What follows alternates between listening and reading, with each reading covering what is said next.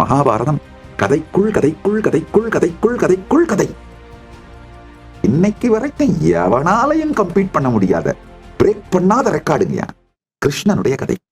உயிர்மை, consciousness வெளிப்பட்டு வெடித்து பொங்கி உயிர்மின் சக்தியை உயர் உச்சத்திற்கு கொண்டு செல்லும் பொழுது என்னவெல்லாம் சாத்தியம் அப்படிங்கிறத நச்சிகேதனுடைய கதை ஒரு லெவல்ல சொல்லுது, பீஷ்மருடைய கதை இன்னொரு லெவல்ல சொல்லுது, சாவித்திரியினுடைய வரலாறு இன்னொரு லெவல்ல சொல்லுது. இதுக்கெல்லாம் உச்சம் கிருஷ்ணனுடைய வரலாறு. மகாபாரதம் படிச்சிருந்தீங்கன்னா உங்களுக்கு புரியும். அப்படி படிக்காம இருந்தீங்கன்னா இன்னைக்கு ஏஐல கொஞ்சம் தட்டி பார்த்து இப்ப நான் சொல்ற கதையாவது படிச்சிருங்க. மகாபாரதத்துல போர் ஆரம்பிக்கிறதுக்கு முன்னாடி கிருஷ்ணர் ஒரு லீலை பண்றார். நீங்க எல்லாம் மகாபாரதம் படிச்சவங்களுக்கு தெரியும். சகாதேவன்கிட்ட போய் துரியோதனன் போர் ஆரம்பிக்கிறதுக்கு நல்ல நாள் இது, எந்த நாள் ஆரம்பிச்சா நான் வெற்றி அடைவன் கேட்கலாம். சகாதேவனும் ஜோதிட சாஸ்திரத்துக்கு நேர்மையா இருக்கணுன்றதுக்காக எதிரியாகவே இருந்தாலும் சரியான நாளை குறிச்சு கொடுத்துறா. இந்த அமாவாசையிலே போரை துவங்கு, நீ வெற்றி அடைவாயின்னு துரியோதனனும் தயாராயிருக்கான். கிருஷ்ணன் என்னடா இந்த சகாதேவன் இப்படி பண்ணி வச்சுட்டானே, என்ன பண்றது?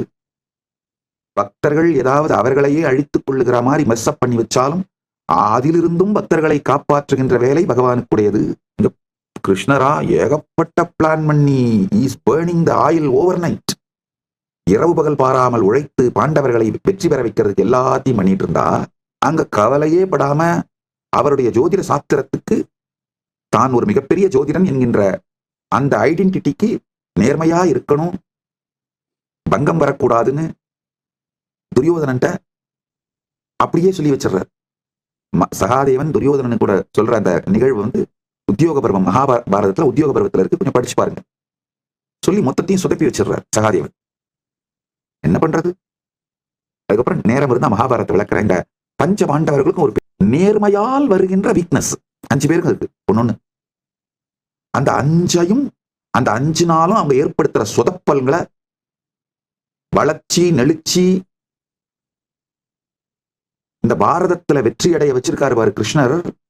ஆக்சுவலா கௌரவர்களையும் பாண்டவர்களின் எதிரிகளையும் அழிப்பதற்கு கிருஷ்ணர் எந்த அளவுக்கு பாடுபட்டாரோ அதை விட அதிகமா இந்த 5 பேருடைய நேர்மை, தர்மம், இது எல்லாத்தையும், அதாவது இந்த ஐடென்டிட்டி சார்ந்த தர்மம், கிருஷ்ணரோடது மோட்சம் சார்ந்த தர்மம், மோட்சத்திலே ஸ்தாபிக்கப்பட்ட தர்மம்.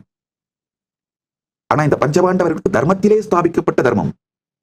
இந்த தர்மத்திலே ஸ்தாபிக்கப்பட்ட தர்மம் கிரியேட் பண்ற கன்ஃபியூஷன்ஸ், கான்ஃபிளிக்ட்ஸ பொறுத்துக்கிட்டு இந்த 5 பேரையும் ஹேண்டில் பண்ணி இந்த 5 பேரையும் பாதுகாத்து ஜெயிக்க வச்சதுதான் கிருஷ்ணனுடைய மிகப்பெரிய சாதனை. அர்ஜுனனுக்கு தான் வீரன் அப்படிங்கறது அந்த ஐடென்டிட்டி மேல மிகப்பெரிய தைரியம். நாளை சூரியன் சாய்வதற்குள் யார் அபிமன்யுவை கொன்றார்களோ அவன் தலையை தரையில் உருட்டுவேன், இல்லை என்றால் தீக்குளிப்பேன், கத்திறது. அதுக்கப்புறம் அந்த ஜெயத்ரதன் தலைய அவனை கொல்லணும், ஆனா அவன் தலை தரையில உருளக்கூடாது. இது எல்லாத்தையும் ஹேண்டில் பண்ணி அர்ஜுனன் தீயில போய் விழுந்து சாகாம காப்பாற்ற வேண்டியது கிருஷ்ணனோட வேலை. ரொம்ப பெரிய வேலைப்பா. இதுல இந்த அர்ஜுனனுக்கு போரெல்லாம் முடிஞ்ச பிறகு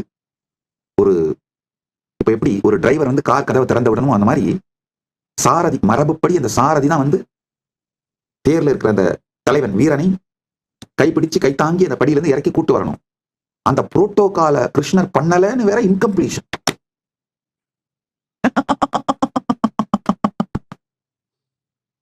அப்புறமா இந்த 5 பேருடைய கூத்தையும் எப்படி கிருஷ்ணர் மேனேஜ் பண்ணார் அப்படிங்கறத தனியா ஒரு நாள் சத்சங்கமா சொல்றேன். மகாபாரதம் கதைக்குள் கதைக்குள் கதைக்குள் கதைக்குள் கதைக்குள் கதை. இன்னைக்கு வரைக்கும் எவனாலையும் கம்ப்ளீட் பண்ண முடியாத, பிரேக் பண்ணாத ரெக்கார்டுங்கயா. 250 வருஷத்துக்கு முன்னாடி வரைக்கும் வேர்ல்ட்ஸ் டாலஸ்ட் பில்டிங் தஞ்சாவூர் கோபுரம் தாங்கயா. இப்பவும் world's tallest granite building Thanjavur கோபுரம் தாங்கயா. 200 வருஷத்துக்கு முன்னாடி அத்தானா வேர்ல்ட் ரெக்கார்டு எடுங்க, அது பாரதம் மட்டும்தாங்க, இந்து சிவிலைசேஷன் பண்ணது மட்டும்தாங்க. அதுல இன்னமும் பிரேக் பண்ணப்படாத ரெக்கார்டு அட்லீஸ்ட் ஒரு 10,000 இருக்கு. அந்த 10,000த்துல அந்த மகாபாரதம் ஒண்ணு. ஆழ்ந்து கேளுங்க. இவன் சகதேவன் சொல்லி விட்டுறான் துரியோதனனுக்கு, இந்த மாதிரி நீ அமாவாசையில் ஆரம்பி, நீ தான் ஜெயிப்ப, போயிட்டு வா அப்படின்னு.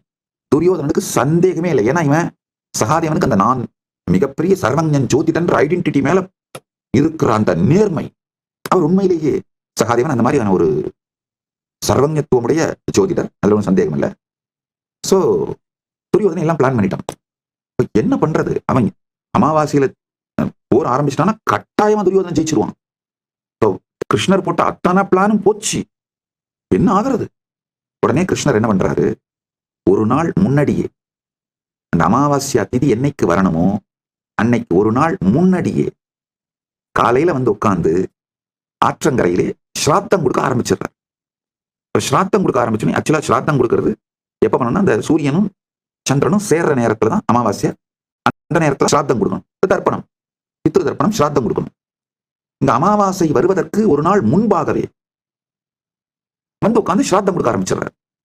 இப்போ சாதாரணமா மகாபாரதத்துக்கு இந்த வெளி உலகம் சார்ந்து மட்டும், இகம் சார்ந்து மட்டும் உரை எழுதுறவங்க, உபன்யாசம் பண்றவங்க என்ன மாதிரி இந்த கதையை சொல்லுவாங்கன்னா, கிருஷ்ணன் ஸ்ராத்தம் பண்ண ஆரம்பிச்ச உடனேயே சூரியன் சந்திரன் அலண்டடிச்சுட்டு ஓடி வந்து, என்னையா என்னப்பா அமாவாசைன்னு வரலையே, நீங்க ஏன் ஸ்ராத்தம் பண்ண ஆரம்பிக்கிறீங்க அப்படின்னு கேட்டாங்கன்னு உடனே கிருஷ்ணர், வரப்பா சூரியனும் சந்திரனும் சந்திக்கிற நாள் தான் அமாவாசைய, இப்ப நீங்க 2 பேரும் இங்க வந்துட்டீங்க, அதனால சந்திச்சதுனால இப்பதான் அமாவாசைய அப்படின்னு சொன்னதா நம்ம டிவி சீரியல்ல, சினிமா மகாபாரத சினிமாலையும் மகாபாரத டிவி சீரியல்லையும் பொதுவா மகாபாரதத்துக்கு இகம் சார்ந்து உரைநடை எழுதுகின்ற, இகம் சார்ந்து இகம் மாத்திரம் தெரிந்த உரைநடையாளர்கள், உபன்யாசகர்கள் சொல்லி நாம கேள்விப்பட்டிருக்கோம். அது அப்படி இல்ல, ஆழ்ந்து கேளுங்க. அந்த ஸ்லோகத்தை, அந்த நிகழ்வோட ஸ்லோகத்தை சற்று ஆழ்ந்து புரிஞ்சுக்கிட்டீங்கன்னா, அதை படிச்சீங்கன்னா கொஞ்சம் சம்ஸ்கிருதம் தெரியும். அதனாலதான் என்னுடைய பக்தர்கள் எல்லோருக்கும் வேண்டுகோள் வைக்கிற கொஞ்சம் சம்ஸ்கிருதம். பெரிய பண்டிதனா வேண்டாம், நானே பெரிய சம்ஸ்கிருத பண்டிதன் கிடையாதுங்க. ஆனால் ஒரு சம்ஸ்கிருத நூலை நேரடியாக படித்து, மொழிபெயர்ப்பு இல்லாமல் நேரடியா படிச்சு அப்படியே புரிஞ்சுக்க முடியும். அந்த அளவுக்கு சம்ஸ்கிருதம் தெரியும். அந்த அளவுக்கு தெரிஞ்சுக்கிட்டீங்கன்னா போதுமானதுங்க. அந்த ஸ்லோகங்களை படிச்சா என்ன வருதுன்னா, நேரடியா புராணத்துல வியாசர் என்ன டாக்குமெண்ட் பண்றாரோ அதை படிச்சா என்ன வருதுன்னா, பல கிருஷ்ணன்கள் அமர்ந்து ஸ்ராத்தம் கொடுத்தார்கள். அதான் ஃபர்ஸ்ட் வருது. இந்த ஸ்லோகத்தை நல்லா புரிஞ்சுக்கோங்க. கிருஷ்ணன் அப்படின்னா சிங்குலர், கிருஷ்ணர் அப்படின்னா ப்ளூரல், கிருஷ்ணன்கள் அப்படின்னா சாரி கிருஷ்ணன் அப்படின்னா சிங்குலர், கிருஷ்ணர் அப்படின்னா டுவல், கிருஷ்ணன்கள் அப்படின்னா ப்ளூரல். இப்போ தமிழ்ல வந்து சிங்குலர் ப்ளூரல் மட்டும்தான், ஆங்கிலத்திலையும் சிங்குலர் ப்ளூரல் மட்டும்தான். ஆனா சம்ஸ்கிருதத்துல சிங்குலர், டூவல், ப்ளூரல் 3. நல்லா புரிஞ்சுக்கோங்க. ஒப்பிடுவதற்காக நான் சொல்லலைங்க. எல்லா மொழிகளும் இயற்கையோட, மற்ற சூழ்நிலைகளோட, நபர்களோட நம்ம எக்ஸ்பீரியன்ஸுக்கு ரியாக்ஷனா உருவாக்கப்பட்டது.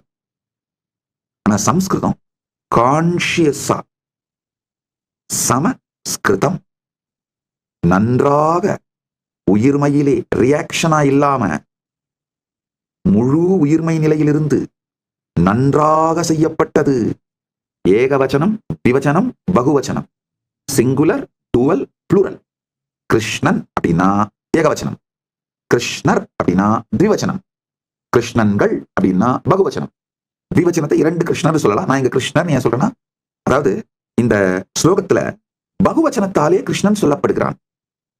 நாமெல்லாம் உடனே என்ன சொல்லுவோம், இல்ல ஒருவேளை கிருஷ்ணன் உயர்ந்த நபர், அவர் மரியாதைக்காக பகவச்சனத்தால் சொல்லப்படுவார். இல்ல, மரியாதைக்காக சொல்லப்படும் பொழுதெல்லாம் திவச்சனத்தில் தான் சொல்லப்படுவது மரபு. கிருஷ்ணன் அப்படிங்கிற அவரை மரியாதையோடு சொல்லணும்னா திவச்சனத்திலே கிருஷ்ணவ் அப்படின்னு சொல்லலாம். ஏகவச்சனம் கிருஷ்ணா, திவச்சனம் கிருஷ்ணவ், பகுவச்சனம் கிருஷ்ணாஹா. தமிழ்ல சொல்லணும்னா ரஃபா. தமிழ் ஆக்சுவலா இந்த திவச்சனம் இல்லாததுனால அதை டிரான்ஸ்லேட் பண்ண முடியாது. சம்ஸ்கிருதத்திலே நான் சொல்றேன், அப்படியே புரிஞ்சுக்கோங்க. இப்ப இந்த ஸ்லோகத்துல கிருஷ்ணாஹான்ற மீனிங்ல தான் வேர்ட் தான் யூஸ் பண்றாரு. அப்ப என்னன்னா, ஆழ்ந்து புரிந்து கொள்ளுங்கள்.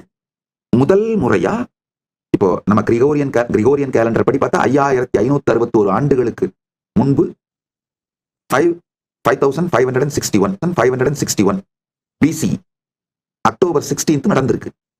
ஹிஸ்டாரியன் அண்ட் ரிசர்ச்சர் நிலேஷ் ஷோக் அவர்கள் இதை எஸ்டாப்ளிஷ் பண்ணியிருக்காரு. அக்டோபர் 16 5561 BC கிரிகோரியன் கேலண்டர் படி அன்னைக்கு தான் நடந்திருக்கு. முதல் முறை அன்னைக்கு தான் அந்த போதாயன அமாவாசை ஆரம்பிக்குது. அதாவது சூரியனும் சந்திரனும் சேர்ந்து அமாவாசை வரவேண்டிய அந்த சதுர்த்தசி திதியோட எண்டுக்கு பிறகு வரவேண்டியது இங்க 13th திரையோதசியிலேயே இந்த அமாவாசை வருகின்ற இந்த போதாயன அமாவாசை கிருஷ்ணர் அன்னைக்கு தான் ஸ்டார்ட் பண்றாரு. ஆனால் இதை நல்லா புரிஞ்சுக்கோங்க. காலம் சக்கரம், காலம் லீனியர் கிடையாது. வெஸ்டர்ன் அண்டர்ஸ்டாண்டிங் படி இருக்கிற லீனியர் கிடையாது, சக்கரம். வெறும் இந்த 28 நாள் மட்டும் எனக்கு கொடுங்க. எனக்கு கொடுங்கன்னா நான் உடனே உங்களை ஆசிரமத்துக்கு வந்துருங்கலாம் கூட கூப்பிடல. அப்படி வந்திருக்க முடிஞ்சா வாங்க. கைலாசா திருவண்ணாமலையோட கதவுகள் திறந்தே இருக்கின்றன. இலவசமாக பரமசிவசேனை நிகழ்ச்சி நடக்குது. உணவு, தங்குமிடம், வகுப்புகள் அனைத்தும் இலவசமாக கொடுத்து வகுப்பு கொடுக்குறேன். அது 5 லட்சம் ரூபாய் பெருமானுடைய ப்ரோக்ராம் இலவசமா கொடுக்குறேன். அது ஒரு பக்கம். 2வது, இந்தியா முழுக்க யாத்திரை பண்ணணும்னு நினைக்கிறவங்களுக்கு, பரிவராஜ யாத்திரையா போகணும்னு நினைக்கிறவங்களுக்கு இந்த 1 மாத வகுப்பையும் இலவசமா கொடுத்து 5 லட்சம் ரூபாய் பெருமானுடைய வகுப்பையும் இலவசமா கொடுத்து நீங்க யாத்திரை போறதுக்கு குறைந்தபட்சம் 1 லட்சமாவது ஒவ்வொருவருக்கும் செலவழிக்கின்றேன். கைலாசா திருவண்ணாமலையில் நடைபெறும் பரமசிவசேனா பயிற்சி முகாமில் இணையுங்கள்.